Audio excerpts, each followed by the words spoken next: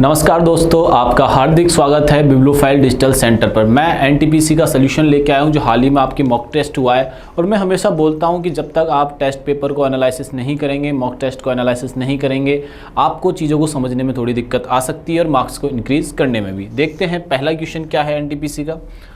सिंधु घाटी सभ्यता का पूर्वोत्तर हिस्सा कौन सा है? सिंधु घाटी, ठीक है। तो इसके पूर्वोत्तर हिस्से के बारे में बात करते हैं कि कौन सा हिस्सा इसका पूर्वोत्तर है। देखिए, पूर्वोत्तर हिस्से की जब बात की जाती है तो एक तो होता है सुत्का गेंडोर, एक भागत और आलमगीर, ठीक है। तो ये होता है उत्तर, ये होता है दक्षिण और ये होता है पूरब और ये होता है बच्चों पश्चिम। तो पूरब में यूपी में एक जगह आती है जिसका नाम है आलमगीर। क्या नाम है? आलमगीर।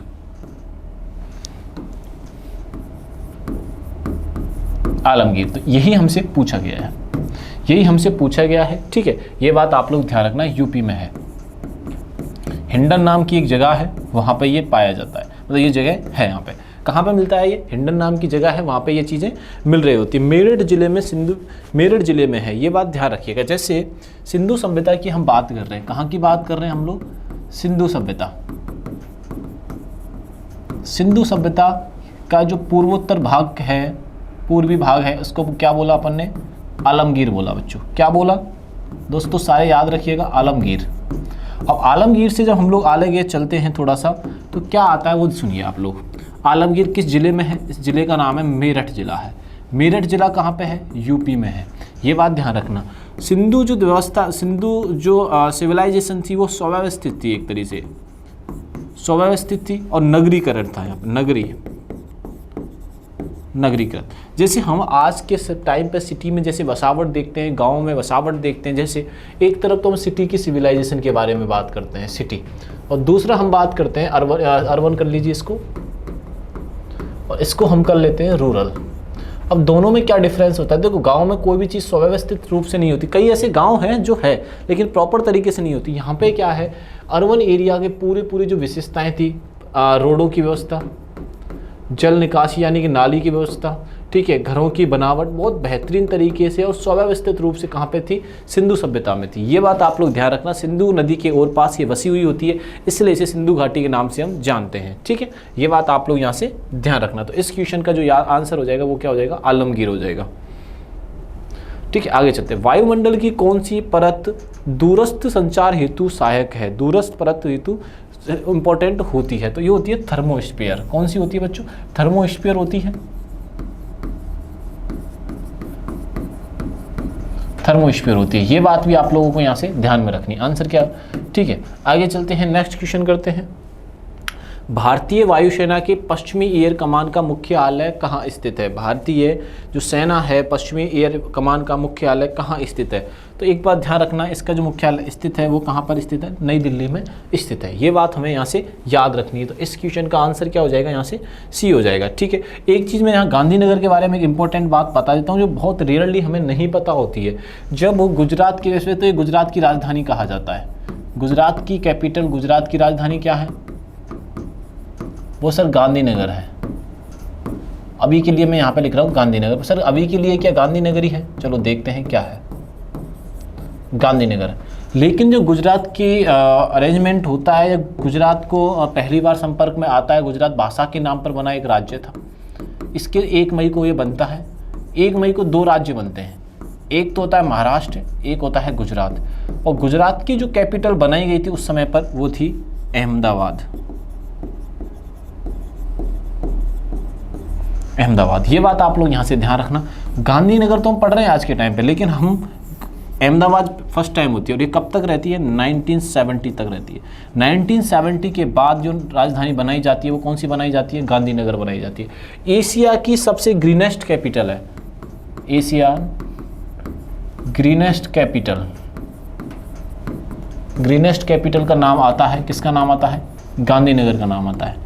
किसका नाम आता है? गांधीनगर का नाम आता है। ये बात आप लोग यहाँ से ध्यान रखिएगा, ठीक है। चलिए नेक्स्ट क्वेश्चन करते हैं। निम्नलिखित में से किस प्रेक्षापात्र का परवर्णी शब्द 2 नदियों के निरूपित 2 राष्ट्र भारत और रूस के संगम से है? ब्रह्मोस। ठीक है, जैसे ये कहना चाह रहा है कि एक ऐसे यंत्र ऐसे शस्त्र का नाम बताइए या ऐसी मिसाइल का नाम हमें बताइए जो 2 नदियों के नाम पर रखा गया है। इसका नाम है ब्रह्मोस। 2 नाम है। ब्रह्मोस का जो ब्रह जो आता है वो ब्रह्मपुत्र नदी की बात करता है। किसकी बात करता है बच्चों? ब्रह्मपुत्र नदी की बात करता है। ठीक है, और मोस का जो करता है मोस्कवा की करता है, यानी ब्रह एक वर्ड है, वो किसकी बात कर रहा है? वो ब्रह्मपुत्र की बात कर रहा है। ठीक है, और मोस जो है, जैसे ब्रह्मोस जो आया मोस्कवा के नाम की कर रहा है, मोस्कवा। 2 नदियां हैं। ब्रह्मपुत्र तो भारत में है, ये कहाँ पे है? भारत में है। और मोस्कवा कहाँ पे है? रूस में है। तो 2 नदियों के नाम पे ब्रह्मोस किया गया है। 2 नदियों के नाम पे क्या गया है? ब्रह्मोस। हमें ऐसा लगता था कि ब्रह्मास्त्र के नाम पर किया गया है। इसका जो नाम किया गया किसके नाम पर? ब्रह्मास्त्र से ये नाम लिया गया, बल्कि नहीं, ऐसा कुछ भी नहीं है। ये ब्रह्मोस जो है 2 नदियों का नाम है, 2 राष्ट्रों को ये निरूपित करने का कार्य करता है। ये बात भी आपको यहाँ से ध्यान रखनी है। ठीक है, ब्रह्मपुत्र नदी के कई सारे नाम भी हैं, ये बात भी ध्यान रखना, अलग अलग नामों से जानी जाती है। मैं आपको एक बार इसका परिसर बता देता हूँ, बहाव क्षेत्र में बता देता हूँ आपको।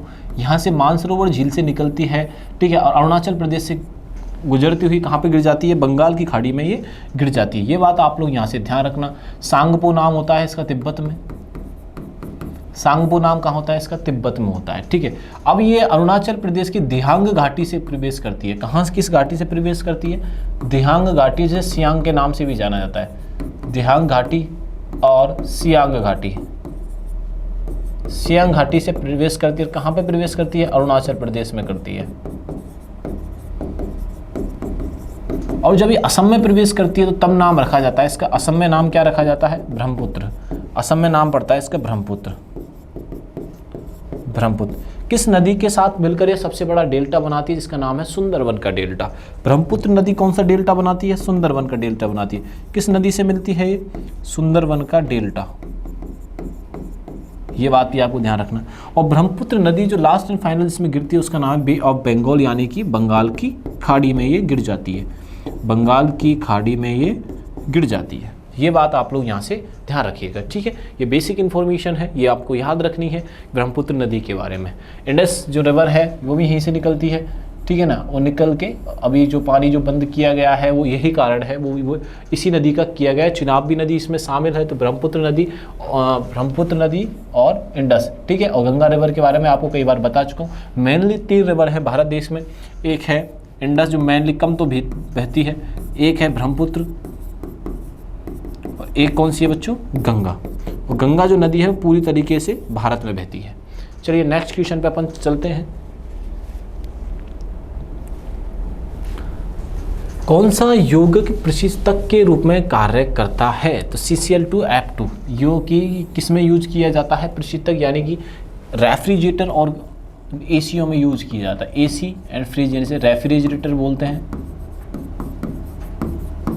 रेफ्रिजरेटर में यूज ये किया जाता है। ये बात आप लोग यहाँ से ध्यान रखना। एसी एंड रेफ्रिजरेटर में इसे क्या किया जाता है? यूज किया जाता है। ये बात ध्यान रखना। इससे डेफिनेटली ग्लोबल वार्मिंग का फर्क पड़ता ही है, तो ये अपन को यहाँ से याद रखना है। ठीक है जी, आओ नेक्स्ट क्वेश्चन करते हैं। किस प्रकार की मृदा में सबसे अधिक निक्षालन होता है? निक्षालन जिस मृदा में होगा जहाँ सबसे अधिक बारिश होगी और तापमान भी अधिक होगा। तापमान तेजी से बढ़ेगा और क्या होगा, यहाँ पर बारिश की होने की संभावना भी क्या रहेगी? अधिक रहेगी। तो बारिश सर्वाधिक होती है, बारिश सर्वाधिक होती है, और तापमान भी कैसा होता है? यहाँ पर अधिक होता है। वॉइस क्लियर है ना मेरी? तापमान भी अच्छा उच्च होता है, तापमान भी उच्च होता है। तो ऐसी जगह पर निक्षालन अधिक होता है। ऐसी जगह पर ऐसे क्या होता है बच्चों? निक्षालन अधिक होता है। वॉइस क्लियर है ना भाई? हाँ, वॉइस तो क्लियर है, देख लीजिए एक बार। हाँ जी, हेलो हेलो, हाँ वॉइस क्लियर है, ठीक है। आइए, तापमान की उच्च होता है और यहाँ पे ना निक्षालन होने की संभावना अधिक होती है। तो ये किस मिट्टी में होता है निक्षालन होता है? तो ये होता है लैटेराइट मिट्टी में। ये किस में होता है? लैटेराइट मिट्टी में। किस में होता है? लैटेराइट मिट्टी में होता है। ये बात आप लोग यहाँ से ध्यान रखना। तो ये हो गया लैटेराइट मिट्टी, ठीक है। रेगुर मिट्टी का दूसरा नाम क्या है? काली मिट्टी। रेगुर मिट्टी को और क्या नाम है? दूसरी मिट्टी किसका नाम है? काली मिट्टी भी इसे कहा जाता है। लाल तो लाल मिट्टी है, डिजर्ट यानी मरुभूमि है, जो थार के रेगिस्तान में मिलती है। थार के रेगिस्तान में बात समझ में आई कि नहीं है? इतनी सी छोटी सी बातें हैं, ये हमें याद रखनी है, तो आंसर हमारा लेटेराइट मिट्टी हो जाएगा। चलिए नेक्स्ट क्वेश्चन अपन करते हैं। निम्नलिखित में से कौन सा एक मनुष्य का सामान्य रक्तदाब माना जाता है? देखो मैं 2-3 चीज़ें आपको यहाँ से आयुर्वेद से रिलेटेड भी चीज़ें बता रहा हूँ। क्या बताता हूँ सुनिएगा। जैसे कि रक्तदाब, ठीक है, रक्तचाप भी इसे कई लोग बोल देते हैं। रक्तचाप जैसे हम ब्लड प्रेशर कहा जाता है, इसे क्या कहा जाता है? ब्लड प्रेशर का। आज के टाइम पर एक दो बहुत ही समस्या है, एक तो ब्लड प्रेशर बीपी और एक है डायबिटीज। आज के जो यूथ है, लगभग बुजुर्ग लोग हैं, वो सभी इन दो बीमारियों से जूझ रहे हैं, आम बीमारी हो चुकी है। ब्लड प्रेशर जो मिनिमम और मैक्सिमम के रूप में जो जाना जाता है, मिनिमम तो मतलब इतना, तो मिनिमम क्या मतलब स्वस्थ व्यक्ति में कितना हो सकता है? 80 हो सकता है, और जो स्वस्थ व्यक्ति में ये तो मिनिमम हो सकता है और ये मैक्सिमम। इससे ऊपर जाता है तो थोड़ा सा स्वास्थ्य के बारे में हमें जानकारी रखनी होती है, ये मापा जाता है। 80 तो कम से कम होना चाहिए, मिनिमम होना चाहिए, और अधिकतम कितना होना चाहिए? 120। तो इनके बिटवीन हो तो कोई हमें इश्यू नहीं होता है। अब कई क्या होते हैं, कई में बीपी की प्रॉब्लम होती है, किसी में बीपी डाउन रहता है, ठीक है ना, कईयों में बीपी कैसा रहता है डाउन रहता है, और कईयों में क्या हो जाता है? हाई होता है। तो दोनों की समस्याओं के बारे में बताता हूँ। जैसे कि हाई के बारे में हमारे आयुर्वेद में क्या लिखा हुआ है, अगर किसी का बीपी हाई रहता है तो आयुर्वेद हमें क्या कहता है कि आप नहाने के बाद पानी पी लीजिए। नहाने के कुछ समय पश्चात तुरंत ही मतलब 1-2 मिनट के अंदर पानी पी लीजिए। उससे क्या होगा कि आपका बीपी जो रक्तचाप है हमेशा मतलब कि बीच में मेंटेन रहेगा, स्वस्थ व्यक्ति में जो रहता है। आजकल की 2 बीमारियाँ हैं। दूसरा है डायबिटीज़, ठीक है। डायबिटीज़ में भी आज ये आम बीमारी है, इसको भी आपको सुरक्षित रखना है और ध्यान रखना है अपनी बॉडी का, ठीक है। तो हमें इसमें क्या करना है? HG यानी मरकरी में मापा जाता है। तो आंसर क्या हो जाएगा हमारा? C, ठीक है ना। ये बात आप लोग यहाँ से ध्यान रखना। तो 120/80 ये अपने यहाँ से याद रखना है। प्रथम वित्त आयोग के अध्यक्ष कौन थे? ठीक है, हमसे पूछा गया है कि प्रथम वित्त आयोग के जो अध्यक्ष थे वो कौन थे? गिरिजा देवी थी, केसी नियोगी थे, ठीक है, केसी रेड्डी थे या केसी कामत थे, ये हमसे पूछा जा रहा है। तो केसी नियोगी होते हैं, ये बात ध्यान रखना, केसी नियोगी होते हैं पहले। अभी करंट की बात करूँ तो अभी कौन है? दीपक पनगड़िया। अभी करंट की बात आपसे की जाए तो दीपक पनगड़िया हैं, ये बात आप लोग यहाँ से याद रखना, ठीक है। वर्तमान की बात की है मैंने, वर्तमान में है तो हमें इनके बारे में ध्यान रखना। फर्स्ट प्राइम मिनिस्टर, वो फर्स्ट फाइनेंस मिनिस्टर जो होते हैं केसी नियोगी होते हैं, चेयरपर्सन होते हैं, ये बात ध्यान रखिएगा, ठीक है। आओ आगे चलते हैं। Who was the founder of न्याय दर्शन? न्याय दर्शन के प्रेरणता कौन है? तो वो गौतम है, ठीक है। कौन है? गौतम है, ये बात आप लोग यहाँ से ध्यान रखना। डायरेक्ट इसका आंसर हमें याद रखना है कि कौन है। न्याय दर्शन के जो प्रेरणता है वो जैमिनी नहीं है, कपिला नहीं है, ना पतंजलि है, वो कौन है? न्याय दर्शन की प्रेरणता है गौतम। कौन सी कोश की अंग आत्मघाती थैली कहलाती है? तो ये कहलाती है भैया लाइसोसोम। क्या कहलाती है बच्चों? लाइसोसोम आत्मघाती थैली कहा जाता है। ये बात हमें कई बार पूछी गई है आपके एग्जाम में। जैसे शक्ति ग्रह किसे कहा जाता है, ऐसे पूछा जाता है, जैसे शक्ति ग्रह किसे कहा जाता है? तो शक्ति ग्रह कहा जाता है माइट्रोकॉन्ड्रिया, सबको पता है माइट्रोकॉन्ड्रिया, ठीक है। आपसे पूछा जाएगा कि सुसाइड यानी कि आत्मघाती थैली किसे कहा, कौन कहते, मतलब किसे कहा जाता है? आत्मघाती थैली। तो आत्मघाती थैली कहा जाता है लाइसोसोम को। किसे कहा जाता है? लाइसोसोम को कहा जाता है। तो हमारा आंसर क्या हो जाएगा यहाँ से, ठीक है। ग्रीन हाउस गैस जो पृथ्वी की सतह का तापमान बढ़ाने में योगदान करती है, ठीक है। तो उसकी क्या भूमिका है? भूमिका के बारे में पूछा गया है कि इसकी क्या भूमिका होती है, देखते हैं। आगामी सूर्यकिरण और निर्गामी अवरक्त दोनों के लिए पारगम्य है? नहीं जी। आगामी सूर्यकिरण और निर्गामी अवरक्त विकिरण दोनों को रोकती है? नहीं। निर्गामी अवरक्त विकिरण को होकर जाने देती है लेकिन सूर्यकिरण को रोकती है? नहीं। आगामी सूर्यकिरण को होकर जाने हैं लेकिन निर्गामी उपग्रह विकिरण को रोकती है। ये जो हमारा साइंस के अकॉर्डिंग जो सही क्वेश्चन हो जाएगा, वो आंसर जो हो जाएगा इस क्वेश्चन का वो डी हो जाएगा। चलिए नेक्स्ट क्वेश्चन अपन करते हैं। मानव रक्त का पीएच साधारणतः कितना होता है? मानव रक्त का जो पीएच जो होता है साधारणतः कितना होता है? देखो हमारा यूरिन का, ब्लड का, ठीक है, ये हमें पता रहना चाहिए, एक नॉर्मल प्रोसेस है। जैसे कि हमने कहा मानव रक्त का पूछा गया, ब्लड का पूछा गया, तो ब्लड का कितना होता है? 7.5 से लेके 8 के मध्य होता है। 7.5 से लेके किसके मध्य होता है बच्चों? 8 के मध्य होता है। ये बात अपन को, हमारा आंसर हमको 2 नंबर दिलवा देगा, ठीक है जी। ये ध्यान रखना। आपको कमेंट बॉक्स में बताना है कि यूरिन का पीएच माप कितना होता है, यूरिन का पीएच माप कितना होता है, ठीक है। ये पहला क्वेश्चन। जल का, वाटर का कितना पीएच माप होता है? ठीक है। अब आपको फिर इसके बाद बताना मिल्क का कितना होता है, ये कमेंट बॉक्स में बताना आपको दूध का कितना होता है। 3 मेनली मैंने क्वेश्चन पूछे और आपको सारे के सारे कमेंट बॉक्स में इनका आंसर देना है। चलिए नेक्स्ट क्वेश्चन अपन करते हैं।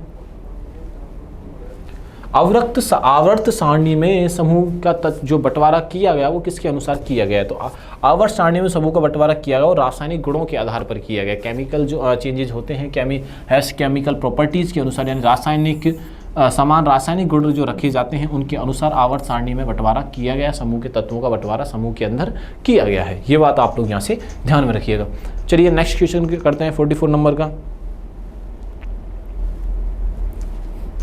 विशेष आहरण अधिकार SRD किससे संबंधित है? तो IMF से संबंधित है, यानी कि इंटरनेशनल मॉनेटरी फंड यानी IMF से ये संबंध है। ये बात आपको ध्यान रखनी है और आपको बताना है कि मैं पहले कई बार आपसे डिस्कस कर चुका हूँ कि IMF की स्थापना एस्टेब्लिशमेंट कब हुआ था, हेडक्वार्टर। यहाँ पे दो मेनली चीज़ पूछी जाती है कि एस्टेब्लिश डेट को लेके क्वेश्चन पूछा जाता है और हेडक्वार्टर्स को लेकर इसके क्वेश्चन पूछा जाता है। तो हमें ये IMF के बारे में, WTO के बारे में, ये जो संस्था है इंटरनेशनल संस्थाएं मैंने क्लास में करवा रखी हैं, तो बेसिक जानकारी के रूप में आपको कुछ ना कुछ तो इनके बारे में याद रखना है। जैसे मैंने WTO कहा, WHO कहा, वर्ल्ड बैंक हो गया, IMF हो गया, ठीक है, UN हो गया, यूनेस्को, हाँ उसी का पार्ट है, यूनेस्को हो गया।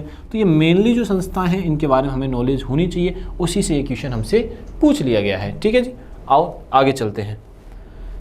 निम्न में से किसने कहा था कि मेरे पुत्र नहीं तुम पहले एक भारतीय हो फिर एक मुसलमान? ठीक है, ये कहा था सैयद अहमद खान ने। सैयद अहमद खान ने ये वर्ड कहा था।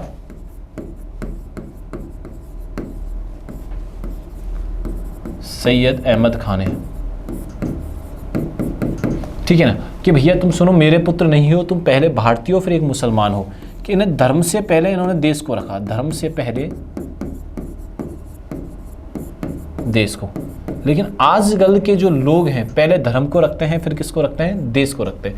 अगर भैया उनको मैं बता दूं, अगर देश रहेगा तो धर्म भी जीवित रहेगा, अगर देश ही नहीं बचा तो आने वाले जो घुसपैठी हैं आपके धर्म को, आपके चरित्र को, आपके संस्कृति को, सबको नुकसान पहुंचा दिया जाएगा। ठीक है, तो आप सबसे पहले देश को प्राथमिकता दीजिए। जो हावी भारत और पाकिस्तान के जो हालात हैं, भारत और पाकिस्तान के जो हालात हैं हम सभी वाकिफ़ हैं उनसे।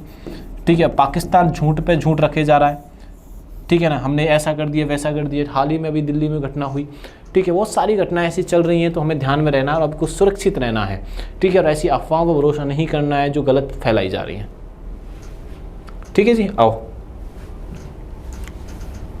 धूम्रपान शरीर में ऑक्सीजन की कमी करता है, क्योंकि धूम्रपान शरीर में ऑक्सीजन की कमी करता है, क्यों करता है वो देखते हैं। रक्त में CO की मात्रा बढ़ जाती है।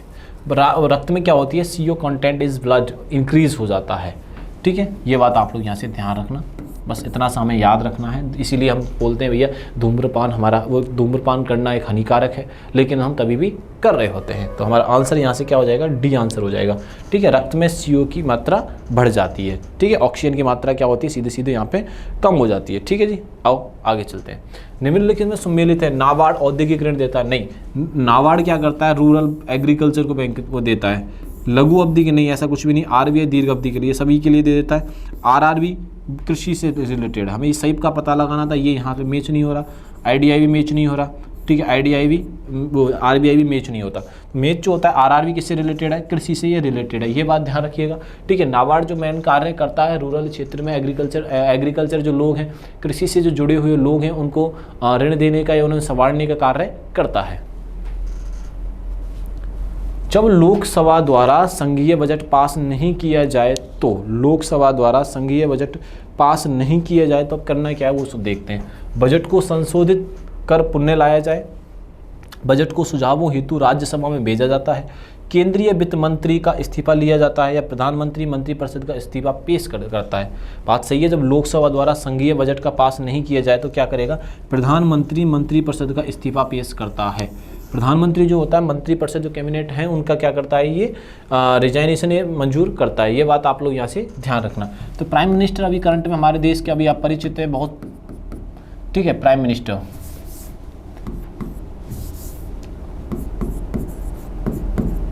हमारे देश के जो प्राइम मिनिस्टर आप बहुत अच्छी तरीके से परिचित हैं, विश्व में प्रसिद्ध हैं, नरेंद्र मोदी।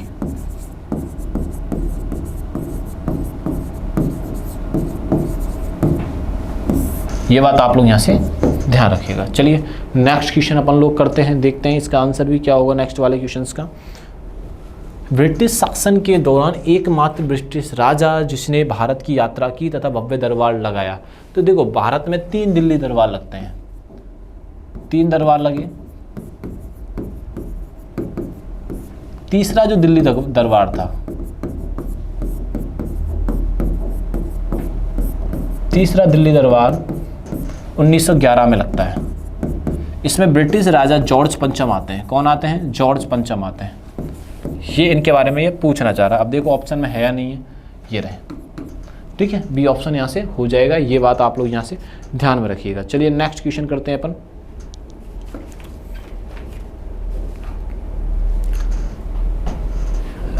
वास्तविक राष्ट्रीय आय क्या है? वास्तविक जो देश की इनकम जो होती है वो क्या होती है? स्थिर कीमतों पर राष्ट्रीय आय, प्रति व्यक्ति आय, चालू कीमतों पर राष्ट्रीय आय, कुल कारक।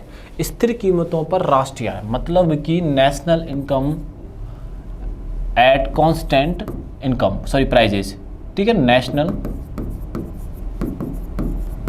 इनकम एट कांस्टेंट प्राइस, ये होती है भैया फिक्स इनकम। ये बात आप लोग ध्यान रखना, देश की जो इनकम जो होती है उसे स्थिर कीमतों पर राष्ट्रीय आय को बोला जाता है, ठीक है जी। आओ, निम्न में से कौन राष्ट्रीय तथा प्रति व्यक्ति आय पर रिपोर्ट देने के लिए उत्तरदायी है? राष्ट्रीय आय तथा प्रति व्यक्ति आय पर रिपोर्ट देने के लिए कौन उत्तरदायी होता है? तो वो होता है सांख्यिकी एवं कार्यक्रम कार्यान्वयन मंत्रालय, ministry of statistical and program. तो हमारा आंसर यहाँ से हो जाएगा डी। ये बात आपने को यहाँ से ध्यान में रखनी है। लौटता हुआ मानसून किस क्षेत्र में छित्रपुट वर्षा करता है? लौटता हुआ जो मानसून है वो तमिलनाडु के तट पर बारिश करता है। कैसे करता है वो सुन लीजिए एक बार आप। भारत में जो मानसून आ रहे होते हैं, ठीक है, एक तो अरब सागर से आता है, ठीक है, बंगाल की खाड़ी से आता है, ठीक है, और भूमध्य सागर से आ रहे होते हैं। जब लौटता है मानसून तो ये तमिलनाडु का जो तट होता है बच्चों, तमिलनाडु का जो तट है, तमिलनाडु का जो तट, यहाँ पे अच्छी खासी बारिश हो जाती है। यही हमसे पूछना चाह रहा है, ठीक है जी। आओ नेक्स्ट क्वेश्चन करते हैं। तो कॉस्ट ऑफ तमिलनाडु, एक पूर्ण कृषिका की अद्वितीय अभिलाक्षणिक विशेषता किस रूप में है? तो हमसे पूछा जा रहा है कि एक पूर्ण कृषिका की अद्वितीय अभिलाक्षणिक विशेषता किस रूप में होती है? ये उत्तम अवशोषक एवं उत्तम विकिरक होती है। कैसी होती है? एक उत्तम और एक अवशोषक के रूप में, उत्तम विकिरक के रूप में ये कार्य कर रही होती है, ठीक है, विशेषता जो होती है इसकी, ठीक है। चलो आप स्क्रीनशॉट लेना चाहो ले सकते हो। नेक्स्ट क्वेश्चन पे आ जाइए।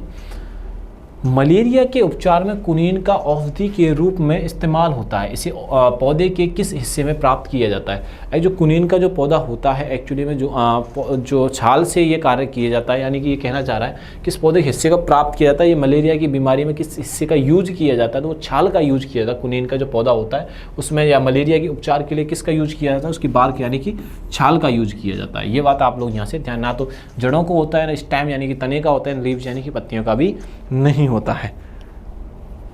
चलिए नेक्स्ट क्वेश्चन देखते हैं। मानवों के लिए विटामिन डी का मुख्य स्रोत कौन सा? तो मानवों के लिए विटामिन डी का मुख्य जो स्रोत है वो सन यानी कि सूर्य होता है, ठीक है। सिट्रल फल, ये हरी सब्जियां, तो सबसे बेस्ट सोर्स जो होता है वो होता है सूर्य। सबसे बेस्ट सोर्स जो कौन सा होता है? सूर्य होता है। चलिए नेक्स्ट क्वेश्चन देखते हैं।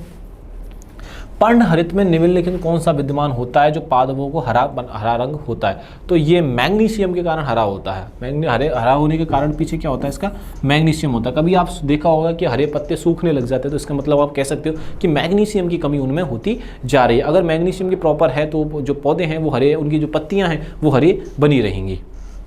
चलिए नेक्स्ट देखते हैं। पौधे के तने में गुरुत्व के विरुद्ध जल संचलन का आधारभूत कारण क्या है? ये हमसे पूछा जा रहा है कि भैया बता दो कारण क्या है। तो इसका कारण है वाष्पो उत्सर्जन, ठीक है। ये बात आप लोग यहाँ से ध्यान रखना, क्या कारण है? वाष्पो उत्सर्जन। राष्ट्रीय महिला आयोग के सर्जित हुआ है। राष्ट्रीय महिला आयोग जो है वो सर्जित किससे हुआ है? ये हमसे पूछा जा रहा है, ठीक है। राष्ट्रीय महिला आयोग है जो सर्जित होता है, ये हमसे पूछा जा रहा है। तो इसका आंसर क्या होगा वो देखते हैं क्या होगा।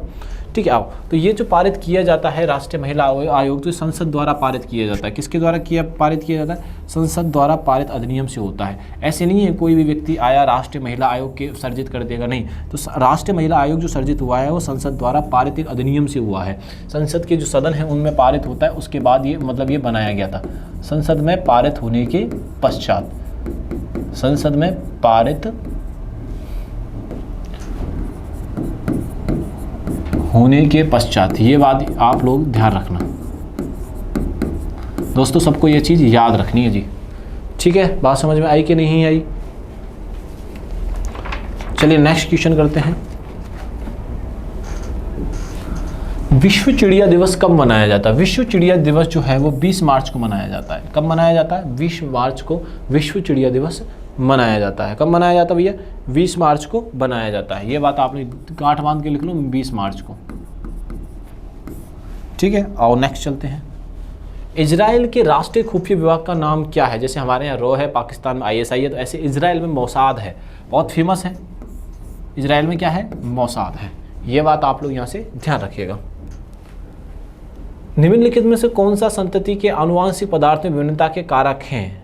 ठीक है, तो लैंगिक, अलैंगिक उत्परिवर्तन, पश्चात परिवर्तन। तो इसमें है लैंगिक उत्परिवर्तन और पश्चात परिवर्तन, यानी कि 1, 3, 4। हमारा आंसर क्या हो जाएगा? यहाँ से C हो जाएगा, 1, 3, 4 हो जाएगा। ठीक है जी, आओ नेक्स्ट चलते हैं। कोवाल्ट संबंधित होता है, कोवाल्ट जो संबंधित होता है वो B12 से संबंधित होता है। आजकल के जो यूथ है उनमें सबसे ज़्यादा जिस विटामिन की कमी आ रही है B12 की आ रही है। जैसे मैं आपको सिम्टम बता देता हूँ B12 के। आज के बच्चे बहुत कमियों से जूझ रहे हैं। जैसे B12 आज स्टूडेंट के लिए बहुत इंपॉर्टेंट। इससे क्या होता है, शरीर के अंदर, बॉडी के अंदर सुस्ती आती है, हमें पता भी नहीं होता है, सुस्ती आती है, चक्कर आते हैं, सिर जो होता है हमारा घूमने लगता है। ठीक है, चेस्ट में, बैक में, चेस्ट एंड बैक में पेन होता है, हमें ऐसा लगता है हार्ट की प्रॉब्लम है। ये जो चेस्ट में पेन होता है तो हमें हार्ट जैसा फील होता है, भाई हार्ट में तो कोई दिक्कत नहीं है। नहीं, हार्ट का पेन नहीं होता है, एक्चुअली में ये होता है B12 का। B12 की कमी से होता है, सुस्ती होने लग जाती है, हमें इसके बाद अवसाद होने लग जाता है, डिप्रेशन जैसे, मन शांत रहेगा, मन शांत होता है ना, हंसने का मन करता है, मन एकदम शांत होता है। मैं इसलिए बता रहा हूँ कि आजकल के यूथ में जो सबसे ज़्यादा जो समस्या आ रही है ना वो B12 की कमी को लेकर आ रही है। तो सर हम इसके लिए क्या करें? तो B12 की कमी को दूर करने के लिए हमें क्या क्या करना चाहिए वो मैं आपको बता देता हूँ। तो B12 की कमी को हमें कैसे लड़ा जा सकता है मैं आपको बता देता हूँ। आपको ना ज़्यादा ज़्यादा दूध, दही, जो डेयरी उत्पाद है वो खाने चाहिए। पनीर हुआ डेयरी उत्पाद, ये वेज वालों के लिए है। डेयरी उत्पाद जिसमें दूध आ गया, दही आ गई, पनीर आ गया, तो ये सारी चीज़ों का हमें सेवन करना है। अगर जो वेज हैं, नॉन वेज हैं, उनके लिए अंडा या मांस का वो सेवन कर सकते हैं। उससे क्या होगा? B12 की कमी पूरी हो जाएगी। इससे देखो बहुत सारी, जैसे मैंने अभी सिम्टम आपको बताए, जैसे सुस्ती, चक्कर आना चेस्ट या बैक में, बॉडी के किसी पार्ट में, और एक शरीर में सुई जैसे आपने देखा होगा ना, सोते समय आपकी बॉडी में सुई चढ़ने लग जाती है। सोते समय आपके हाथ पैर ऐसे बोलते सुन्न हो जाते हैं, पर उसे आप पीटने, बेड पे मारने लग जाते हो, कहीं पे भी कुछ मतलब जैसे मेरा हाथ सो जाता है अभी, तो मैं इसको मारने लग जाऊंगा ऐसे करके, या किसी चीज़ को मारने लग जाऊंगा। तो उस समय में क्या करना है आपको? सीधी है, B12 की कमी आ रही है, विटामिन की कमी है, तो आप इसके लिए क्या उपचार करने में आपको वो सारी चीज़ें बता रहा हूँ। ठीक है, तो ये छोटी छोटी बातें आपको अपने स्वास्थ्य के बारे में भी ध्यान रखनी है। निरापद दिया सलाई के विनिर्माण में लाल फास्फोरस का उपयोग होता है, ऐसा इस तथ्य के कारण है कि क्यों होता है, क्या होता है, ये हमसे पूछा जा रहा है कि भैया हमें बता दो। ठीक है, जो निरापद दिया सलाई के विनिर्माण में लाल फास्फोरस का उपयोग होता है, ऐसा इस तथ्य का कारण क्या है? चलो देखते हैं क्या कारण है। ये स्फुदरवित दिखता है, साधारण तापमान पर यह फास्फोरस के अन्य किस्मों से कम अभिक्रियाशील होता है, इसका तापमान कर इसे श्वेत फास्फोरस में परिवर्तित नहीं किया जा सकता है, तापन करने पर यह हैलोजन से अभिक्रिया नहीं करता। नहीं, इसके जो मेन कारण है, इस तथ्य का कारण क्या है, इस तथ्य का जो हो रहा है ये किस वजह से हो रहा है? तो ये साधारणतः तापमान पर फास्फोरस के अन्य किस्मों के साथ अभिक्रियाशील होता है। ये बात आप लोग, कम अभिक्रियाशील होता है, ये बात आपने को यहाँ से ध्यान रखना है। तो हमारा आंसर क्या हो जाएगा? B, at ordinary temperature it is a less reactive than other varieties of phosphorus. ठीक है जी, आओ नेक्स्ट चलते हैं अपन। निम्नलिखित में से कौन सा गैसीय वायु प्रदूषक नहीं है? गैसीय वायु प्रदूषक नहीं है तो वो धूम्र नहीं है। ये सल्फर के ऑक्साइड, नाइट्रोजन के ऑक्साइड, हाइड्रोजन, ये सारे के सारे क्या करते हैं, प्रदूषक होते हैं, लेकिन इनकी तुलना में धूम्र नहीं होता, यानी स्मोग नहीं होता है। एक्स रे क्या है, एक्स किरण जो क्या है, एक्स किरणें जो क्या होती हैं वो हमसे पूछी जा रही हैं, ठीक है। तो विद्युत क्षेत्र द्वारा विक्षेपित होती हैं, परंतु चुंबकीय क्षेत्र द्वारा नहीं होती, ऐसा कुछ नहीं है बॉस। चुंबकीय क्षेत्र द्वारा विक्षेपित होती है परंतु विद्युत क्षेत्र द्वारा नहीं होती हैं। चुंबकीय क्षेत्र, विद्युत क्षेत्र दोनों द्वारा ही विक्षेपित होती हैं, सीधी सी बात यह है। एक्सरे जो किरण होती हैं, एक्स किरणें जो होती हैं, एक्सरे जो हम बोल रहे हैं, चुंबकीय क्षेत्र और विद्युत क्षेत्र दोनों द्वारा ही विक्षेपित होती हैं। ये बात आप लोग ध्यान रखना, ऐसा नहीं है कि विद्युत के द्वारा नहीं होंगी या विद्युत के अलावा चुंबकीय के द्वारा नहीं होंगी, दोनों के द्वारा विक्षेपित हो सकती हैं। किसी सामान्य मानव आंख के लेंस की फोकस दूरी लगभग कितनी होती है, तो ये 2.5 सेंटीमीटर के लगभग होती है। 2.5 सेंटीमीटर जो होती है इसकी नॉर्मल होती है फोकस दूरी, ये बात आप लोग यहाँ से ध्यान में रखिएगा। चलिए नेक्स्ट क्वेश्चन करते हैं हम लोग।